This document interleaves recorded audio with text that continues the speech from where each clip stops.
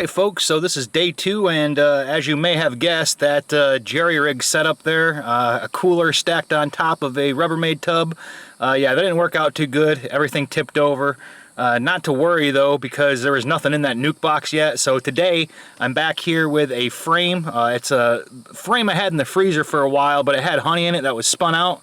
So I thawed that frame out, and I'm going to go ahead and put that one frame inside the nuke. I'm going to add a cotton ball with some lemongrass oil, and I got a different type of barrel basically that I can set that nuke on to hopefully make it a little more sturdy. So without further ado, let's check that out. Okay folks, so you'll see what happened. Should have known better, but you know, it is what it is.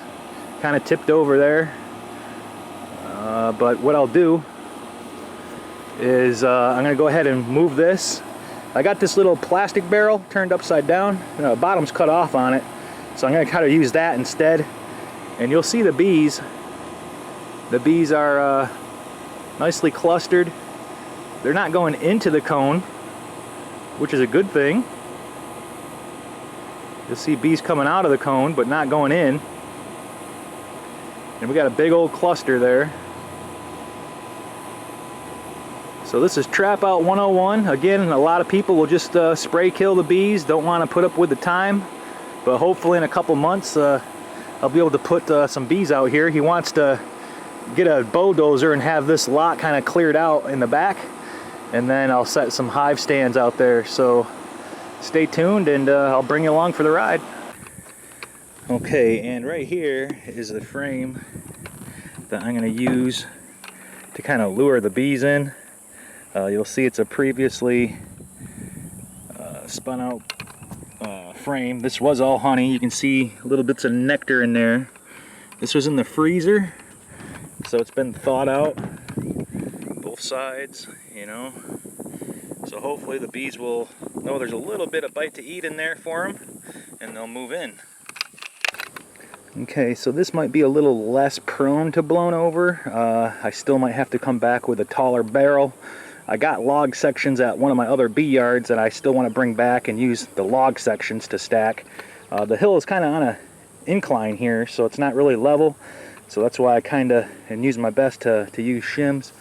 But I'm going to go ahead and put this frame in the box. I do have 2 old brood frames in the middle, and on the outside edges here are just empty foundationless frames. So I'm going to slide this one in here like so. I'm going to push the frames together like so.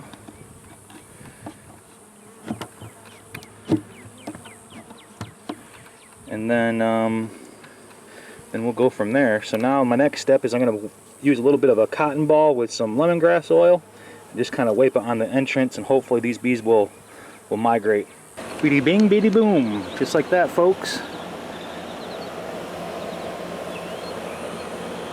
See, the bees are all in the front of the box now. They're not clustering up underneath the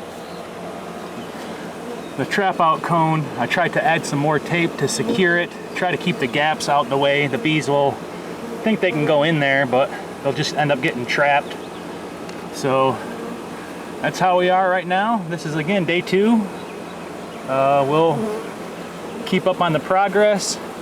Very simple Trap Out 101. Window screen.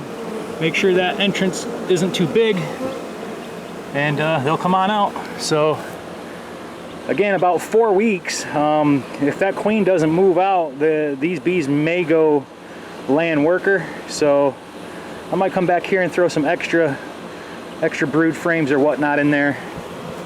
But for now, we'll just call it a day.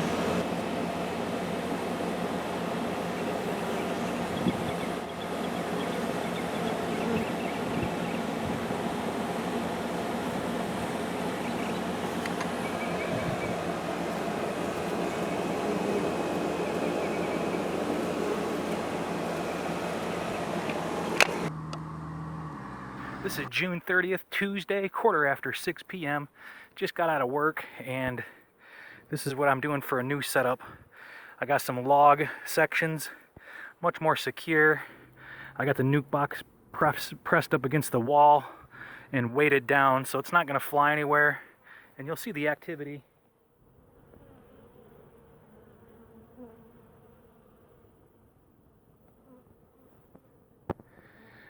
So it's going well. Again, I'm going to come back, put some spun out honey frames or other resources as I pull them out of my other colonies, and they should acclimate. Now, usually about 3 to 4 weeks, those bees could start going what they call drone laying. All those bees are female bees, and without the presence of a queen, they'll start to lay unfertilized eggs, and that's no good for a colony because they won't thrive that way. So we'll see what happens. I got a lot of hive to inspect, a lot of strong colonies to pull resource out of, so I'll bring you along for the ride.